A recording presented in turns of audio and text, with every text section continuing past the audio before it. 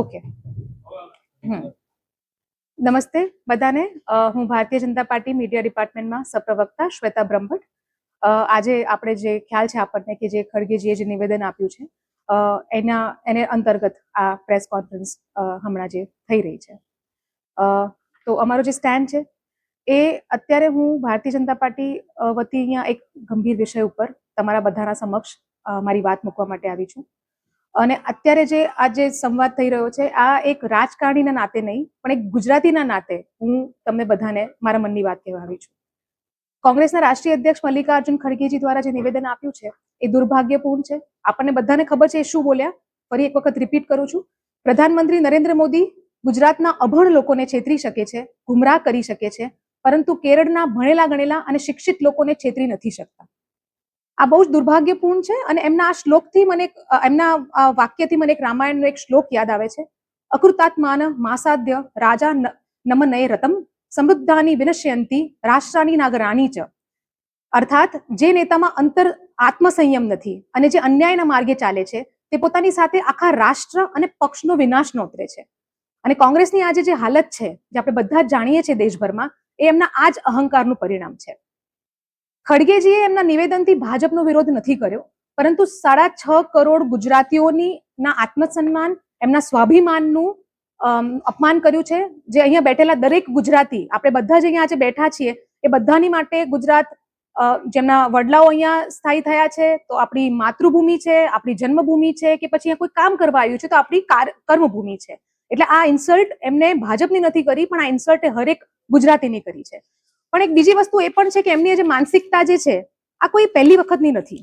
આના પહેલા પણ અનેકો વખત, આપ બધા જાણતા જ હશો કે અનેકો વખત એમને ગુજરાતની અસ્મિતા પર ચોટ પહોંચાડવાનો પ્રયત્ન કર્યો છે. અમુક એક્ઝામ્પલ ખાલી તમને આપી દઉં. ઓક્ટોબર 2025માં જ્યારે સેમિકન્ડક્ટરનું જ્યારે ઉદ્ઘાટન હતું એ વખતે પ્રિયંક ખડગેજી એવું બોલ્યા હતા કે ગુજરાતમાં લઈ જવાની ક્યાં જરૂર છે, ગુજરાતમાં ટેલેન્ટ ક્યાં છે. આ એમના જ સુપુત્રના શબ્દો હતા. રાહુલ ગાંધીજી પોતે અનેક વખત ગુજરાતના વિકાસ મોડેલ ઉપર પ્રશ્ન કરી ચૂક્યા છે. ત્યાં સુધી કે એ આ શબ્દ બોલી ચૂક્યા છે કે શું બધા જ ચોરોની સરનેમ મોદી છે? એટલે તમે એક ઓબીસી સમાજ ઉપર સીધો ચોટ પહોંચાડો છો અને ઓબીસી સમાજના આત્મસન્માનને ઠેસ પહોંચાડો છો. એવી જ રીતે મહુવા મોઇત્રાજીના બધા સ્ટેટમેન્ટ ખબર છે કે કેટલું યોગદાન હતું તમારું સ્વતંત્રની લડાઈમાં, એ પણ એ બોલી ચૂક્યા છે. અને મારી પાસે એક લાંબુ લિસ્ટ છે જે આપણે શોર્ટમાં હમણાં આપણે થોડી શોર્ટમાં કરવી છે પ્રેસ, એટલા માટે એ બધાને હું કોટ નથી કરતી. પણ શું આ વાત ખાલી કોંગ્રેસના શબ્દોમાં જ સુધી છલકાઈ છે? ના, આપણે એ પણ જોયું છે કે એમની આ માનસિકતા જે છે એ ખાલી શબ્દોમાં જ નહીં પણ એમના કાર્યોમાં પણ દેખાય છે. ક્યારે ક્યારે દેખાય છે? જ્યારે એમને નર્મદાનું, આપણે બધા જાણીએ છીએ કે નર્મદા જે આપણા ખેડૂતો માટે, એ આપણા ગુજરાતીઓ માટે એ જીવાદોરી સમાન છે, એ નર્મદા પ્રોજેક્ટને વર્ષો સુધી અટકાઈ રાખી. એ નરેન્દ્ર મોદીજી હતા જ્યારે સીએમ બન્યા તો 17 દિવસની અંદર એની મંજૂરી આપી. એ સરદાર પટેલજી જે આપણા પનોતા પુત્ર, અને આપનું સાથે તો એમનું સ્ટ્રોંગ કનેક્શન છે. આજે જે પવિત્ર ભૂમિ પર આજે હું ઊભી છું, એમની આ કર્મભૂમિ, જન્મભૂમિ રહી ચૂકી છે ખેડા નડિયાદ. એમને ભારત રત્ન આપવા માટે 41 વર્ષ રાહ જોવી પડી, જ્યારે એમના ગાંધી પરિવારના લોકોને જીવતે જીવ ભારત રત્ન આપ્યો. આ શું અન્યાય નહોતો ગુજરાતની સાથે? મોરારજી દેસાઈ ગુજરાતના પ્રથમ વડાપ્રધાન, જ્યારે એમની સાથે જે અન્યાય થયો છે એ પણ આપણે બધા જાણીએ છીએ કે એક એમના ગાંધી પરિવારના વડાપ્રધાને પોતાની સત્તા જાળવવા માટે કોઈ બીજું પ્રતિભાશાળી વ્યક્તિ ગુજરાતનું આગળ ના આવે એટલે એમને હંમેશા સાઇડલાઇન કરવામાં આવ્યા. શાહ સાહેબ સાથે, અમિત શાહજી સાથે એમને કેવા ખોટા કેસોમાં ફસાયા? કેમ કે ગુજરાત એક મજબૂત નેતૃત્વથી વંચિત રહે એટલે એમને ગુજરાત બહાર રહેવા માટે રાખી શકાય, એટલે ષડયંત્રોના અંતર્ગત એમને ખોટા કેસોમાં ફસવામાં આવ્યા. એવા પણ અનુક બીજા એક્ઝામ્પલ છે. આપણે મોદી સાહેબ, આપણા પનોતા પુત્ર, દેશનું ગૌરવ, એવા મોદી સાહેબ સામે જે શબ્દો વાપર્યા છે, મોત કે સૌદાગર, ખૂન કી દલાલી, એવા શબ્દો છે જે કદાચ મને અહીં આગળ બોલવું મને પસંદ નહીં આવે. રાવણ કે કૂતરા જેવો માણસ, કૂતરા જેવો ની મોત મરશે, આવા બધા શબ્દો તમે જ્યારે બોલો છો તો લોકશાહીમાં, લોકશાહીથી ચૂંટાઈને આવેલા વડાપ્રધાનને, એક એવો દેશ, આપણો દેશ, જે આપણી પરંપરા, આપણા જે સંસ્કાર છે, શું આ પ્રકારની ભાષા કોઈ પણ ગૌરવવંતા, ગુજરાતી નહીં પણ કોઈ પણ ભારતીયને શોભે છે આ ભાષા? પણ એ ભાષા પણ આ લોકો વાપરી ચૂકેલા છે. એટલે મને ફક્ત એટલું કહેવું છે કે એમનું જે નિવેદન જે છે ને એ એમની વર્ષોની માનસિકતા અને એમના વ્યવહારનું પરિણામ છે.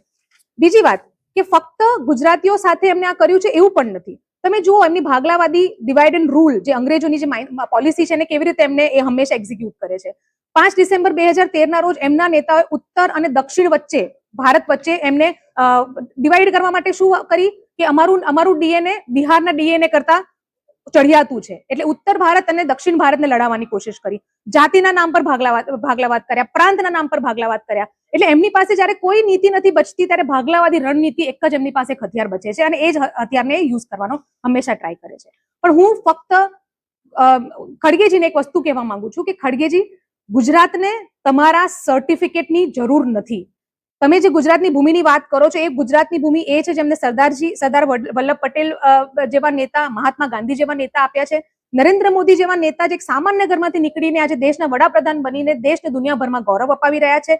એવી જ રીતે સ્ટાર્ટઅપની વાત કરો, ખેડૂતની વાત કરો, ગુજરાતનું જે યોગદાન છે બહુ લાંબુ લિસ્ટ છે, આપણે બધા જાણીએ છીએ એ લિસ્ટ ગુજરાતના વિશે કે દેશના જીડીપીમાં ગુજરાતનું યોગદાન શું છે. આપણી વસ્તી 5% છે, આપણે જીડીપીમાં યોગદાન 8.5% આપીએ છીએ.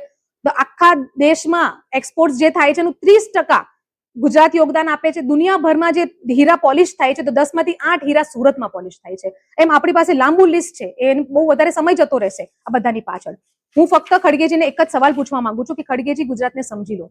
ગુજરાતની જે પ્રજા જે છે એ પ્રચારને જોઈને નિર્ણય નથી લેતી, એ બહુ સમજદાર છે અને એ પરિણામ જોઈને નિર્ણય લે છે. એટલે અત્યારે તમે સમજી જાઓ, એ સમજે છે એટલે જ તમે આટલા બધા વર્ષોથી તમે વિપક્ષમાં બેઠા છો અને હજુ પણ તમે જો નહીં સમજો એ ગુજરાતની જનતાને, તો એ એવી રીતે જવાબ આપશે કે તમને ઇતિહાસના પાનામાં શોધવા પણ મુશ્કેલ બની જશે. અંતમાં મિત્રો, હું ખાલી કોંગ્રેસના કાર્યકર્તાને બસ એક મારું મેસેજ આપવા માંગુ છું કે આપણે બધા અલગ અલગ વિચારધારાના હોઈ શકીએ, આપણા બધાના રાજકારણમાં આપણા રસ્તા અલગ હોઈ શકે, પણ એક વસ્તુ કોમન છે કે જે પણ લોકો રાજકારણમાં આવતા હોય છે એને ક્યાંક પોતાની માતૃભૂમિને ઋણ ચૂકવવાની ક્યાંક એક ઈચ્છા હોય છે, રાઈટ? આપણે બધા અહીંયા આગળ દેશ માટે કંઈક ને કંઈક તો કરવા માંગીએ છીએ, ભલે ગમે તે પક્ષમાંથી આવીએ. તો આજે મારે એમને પૂછવું છે કે જ્યારે તમારી રાજકીય મહત્વાકાંક્ષા શું એટલી મોટી થઈ ગઈ છે કે દિલ્હીમાં બેઠેલા તમારા નેતાઓ તમારી જ માતૃભૂમિને, તમારા જ બાપ દાદાઓને અભણ અને મૂર્ખ કહીને અપમાનિત કરીને તમે ચૂપચાપ સાંભળી લો છો? જે ધરતી પર તમે જન્મ્યા છો, જે માટીમાં તમે રમીને મોટા થયા છો, એ જ ગુજરાતના સંસ્કારો અને બુદ્ધિ શક્તિ પર તમારા હાઈકમાન્ડ જ્યારે સવાલ ઉઠાવે છે તો તમારું દિલ નથી દુખતું? આજે તમારી માતૃભૂમિના અપમાનને તમે જો અવાજ નહીં ઉઠાવો તો આવનારી પેઢી તમને પૂછશે કે જ્યારે ગુજરાતનું અપમાન થતું હતું ત્યારે તમે ક્યાં હતા? એટલે રાજકારણથી ઉપર ઉઠીને આ તમારા સપૂત તરીકે તમારું માતૃભૂમિનું સન્માન જાળવવાનું અત્યારે તમારી પાસે એક ઓપોર્ચ્યુનિટી છે. એ તમારી ફરજને નિભાવવી જોઈએ. અંતમાં હું ફરી એક વખત એમના ખડગેજીના નિવેદનને વખોડું છું, કારણ કે હવે આ ખાલી રાજનીતિની વાત નથી, આ ગુજરાતના સન્માનની વાત છે. ધન્યવાદ.